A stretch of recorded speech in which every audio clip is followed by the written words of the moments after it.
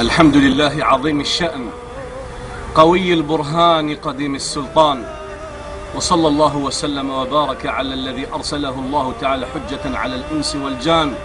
ثم أما بعد، واقعة هولت العالم الإسلامي وقعت بأشرف البقاع بمكة المكرمة، من حيث وجدت فتاة جزائرية مقتولة ملقاة من الطابق السادس عشر. إن لله وإنا إليه راجعون. نسأل الله تبارك وتعالى أن ينتقم لدمها. فتاة قاصرة صغيرة في السن تم الاعتداء عليها وتمت تصفيتها بعد ذلك. نطالب القضاء السعودي ألا يتوانى عن إقامة حد القصاص على القتلة المجرمين.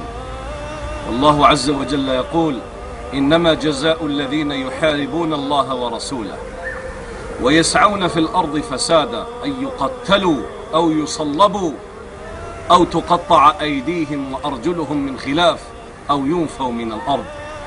فهؤلاء المجرمون اعتدوا على هذه الفتاة وارتكبوا 3 جنايات. الجناية الأولى الاعتداء في حرم الله الآمن، من حيث أنهم اعتدوا في حرم الله الآمن، من دخله كان من الآمنين.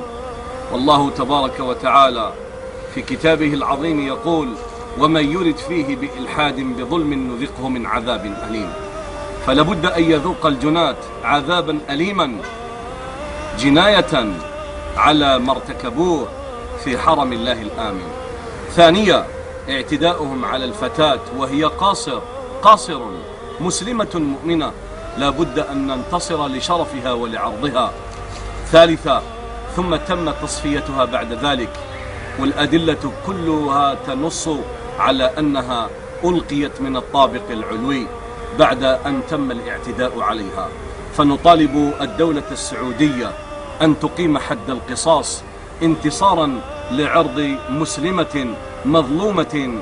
قال النبي صلى الله عليه وعلى آله وسلم فيما خرج السيوطي في الجامع بسند صحيح: أيما امرئ مسلم يخذل امرئا مسلما في موطن ينتهك فيه عرضه وينتقص فيه من حرمته إلا خذله الله في موطن يحب أن يعز فيه.